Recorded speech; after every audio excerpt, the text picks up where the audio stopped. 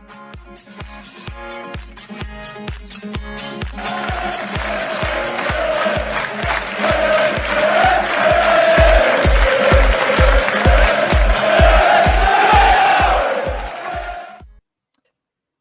and welcome back to the Stacey West YouTube channel and into another preview. This is a big game away from home down at Stevenage. And obviously, considering we are talking about Stevenage, there is only one person I could be joined with, and that is Pat. Pat was on the preview last year as well. Pat, welcome back. Yeah, glad to be back, mate. Long time no see. Yeah, absolutely. It's not like we've just recorded something else over for your podcast literally 2 minutes ago, but we're not going to talk about that. Instead, what we are going to talk about is upcoming game on Saturday. And if anything, we're going to talk more about Stevenage and the way the season has gone so far. I say that, there's been 3 league matches, but we've got to make a 15-minute video out of something, haven't we? So I'm actually going to start off with your results because, again, it is only 3 games. You can't read too much into the opening sort of 5-10 games results. But I'm finding this quite interesting because you've beaten Shrewsbury on the opening day. Shrewsbury, who I've predicted to get relegated, a side who I really think are going to struggle. You then lost away from home against Huddersfield, a side that, most people, myself included, very much expect to be up fighting for those automatic promotion spots as maybe even a minimum. And then you drew against Burton Albion, who I think are kind of the surprise package for many this season. Not quite sure where they're going to be, but you would maybe expect them to be lower half of mid-table. So on that, you're going to finish about 15th place this season. Is that a fair enough reflection of those 3 games, or am I talking absolute waffle? It's fair, I think. Shrewsbury, it's hard to gauge from because they were really mediocre. Sort of solid, but didn't really threaten or create many chances. So we took one off our own and that was enough. And we were toothless for the first half and grew into the game a bit. And that's been a bit of a running theme, really slow starts, really struggling to kind of get the way we want to play in an attacking sense down on the pitch and out there causing problems. So we've seen that in a lot of games, like against Burton. Didn't really threaten for an hour and then had the best of the last half hour maybe, but ultimately not enough to get a really valuable away 3 points. The Huddersfield game, they're a big club in this division, aren't they? They've got a really strong squad. They absolutely battered us for the first half. We were lucky to go in 1-0 and then we squandered a bunch of chances early second half to equalise and maybe take the lead, and they scored the second, and that was that.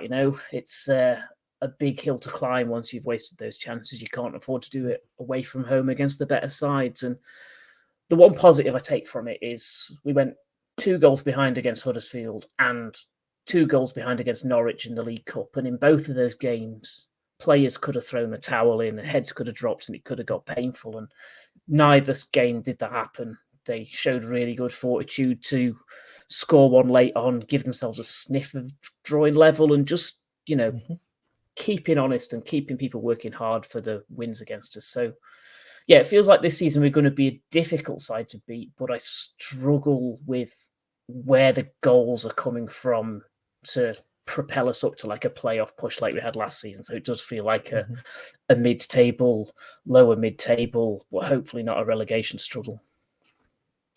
Well, look, worst case scenario, you could always get Mr. Blobby back after he gets sacked from Rotherham, which looks almost inevitable. Now, by the looks of it, doesn't it? Yeah. Yeah, exactly. Might be Sunday morning. But look, it is transfer deadline day. So let's talk about your transfer over this whole window. Obviously, you've had a few interesting arrivals. I think, first of all, let's take an overview. Are you happy with the business that's happened? Are you happy with the number of players that you've brought in? Or are you still expecting or even just praying for a lot of business to be done today? I'm expecting very little, to be honest. It feels like they've maintained more of the squad than last season than I thought they would. I was worried about Jamie Reid moving on, TVC and Luther James Wilding get speculated about every off-season, and Piagiani to Rotherham was a big concern as well, but he stayed. The core stayed. The only loss was Terence Van Cooten to Burton, and they immediately replaced him with Charlie Good, who stepped in and looked really solid. Not quite the Rolls Royce of a player as TVC, but bigger, better in the air, rugged, provided he can stay fit. He looks like a good replacement. So no major problems there. And the guys they brought in look like good footballers on the whole. Phillips came in as a defensive midfielder. He looks a very solid citizen.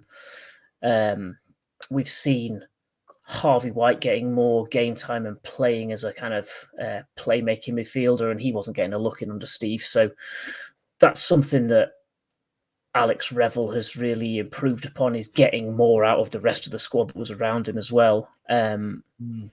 Tyree Simpson seems to be the mainstay of leading the strike line, and he doesn't look like a guy who's going to be scoring that many, but he's brilliant with his back to goal, holding people off and shielding the ball with his feet and bringing in the large number of attacking midfielders we've got swarming in around him. So that bodes very well.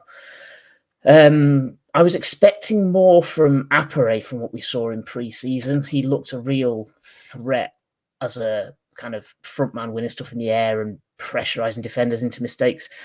And that basically hasn't happened in the season proper so far. He's been getting bit parts off the bench and not really getting his teeth into games. So hopefully there's more of that to come.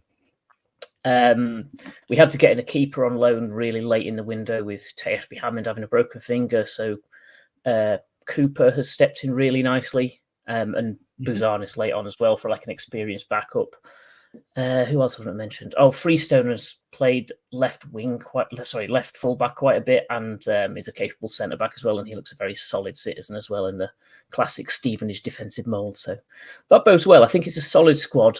There's always going to be a danger of a few defensive injuries piling up, and then you're left threadbare. But I think that's true for most clubs our size at this level. So yeah, we're doing all right, I think. And it was a worry after Steve moved on with all his years of experience and his many contacts, whether the recruitment would stay as good as it was when he was here. But it seems to have, and that's a positive thing for the future.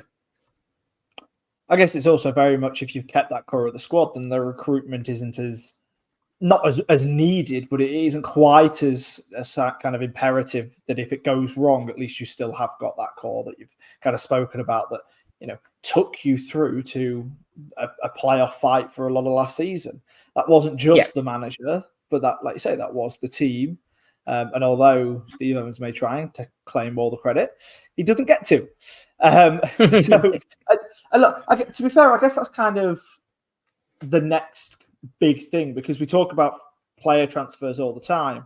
And although this technically wasn't a summer move, it is also only right that we talk about the manager transfer, the manager move. You know, all of Lincoln fans' favourite pantomime villain, Steve Evans, moving on to Rotherham. And, you know, like we said earlier, like we joked about earlier, seemingly failing so far. What was your initial reaction when it happened? And now that you can look back on it, do you think your initial reaction will have changed in any way?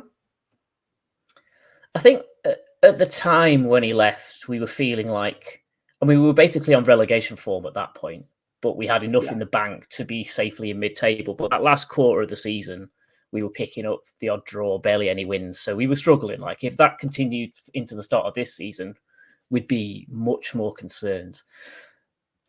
It felt a bit disingenuous to be so hurried to get your ass out the door as he was, you know, leaving to go for Rotherham's last game of the season. There was no real need to hurry in there. Their relegation was already sealed. So, but, you know, that's what he's like, isn't it? It's self first, and that's just consistently how it's been through the career. And you've seen that kind of rotating thing with him where there'll be an uptick for 18 months, but it won't stay together for longer periods than that. And, you know, with the next club on that cycle, people were concerned going back to Revel because the first time wasn't a successful time. And, you know, some people have a never go back to a manager sort of mentality. But where I've stepped in before, it was at a really terrible time for the club in terms of like league position and the squad that was together and all that sort of stuff. And he'd not been long retired. He'd been working with the academy for a few months and then stepped in as manager as a favour,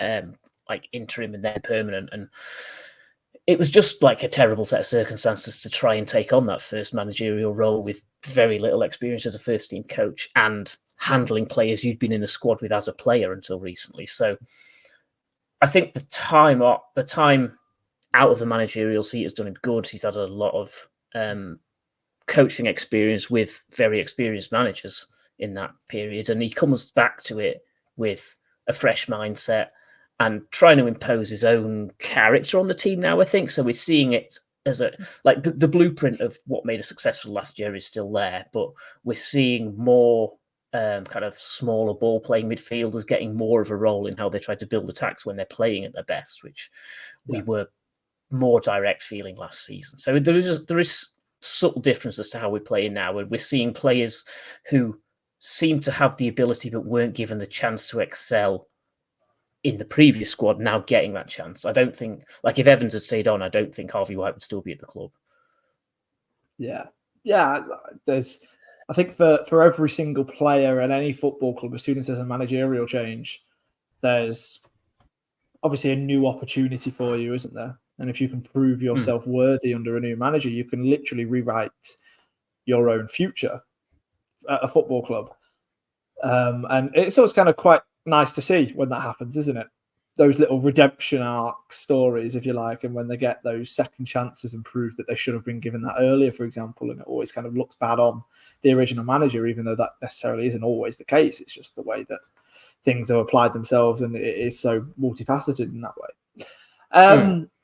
Let's look ahead then, because we've spoken a lot about the path, whether that be just the window or the moves and such. And obviously, as you were just talking there, the most previous managerial spell for Revel as well.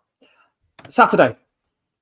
I think first of all, let's ask you, how do you expect the team to line up? What kind of a shape, what kind of a formation are you expecting us to have to face? It's been predominantly kind of 4-4-2 diamond this season, with Simpson leading the line with List or Roberts up alongside him, and then Phillips or one of the Thompsons in a defensive midfield role. Sometimes Harvey White in a kind of quarterback defensive midfield role, but he often pushes on and gets involved higher up the field with Dan Kemp, who's been playing really nicely, predominantly outright wide right. We had 1 3-5-2 half against Huddersfield, which went absolutely terribly, and it was immediately switched away back.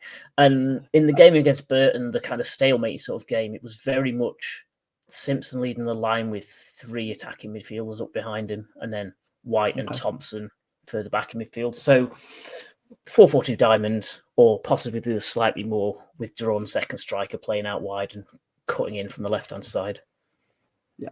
Okay, right. So that's an interesting way to see it go then. And all I will say, Mansfield played a sort of a 4-4-2 diamond, that kind of 4-1-2-1-2, as well, like a 4-3-1-2, quite narrow like that as well. And we beat them 4-1. So fingers crossed, they roll on Saturday. And that leads me straight into predictions. What are you suggesting is going to be the scoreline for Saturday? Well, I've seen how good a start the season Lincoln have had. I'm nervous about it.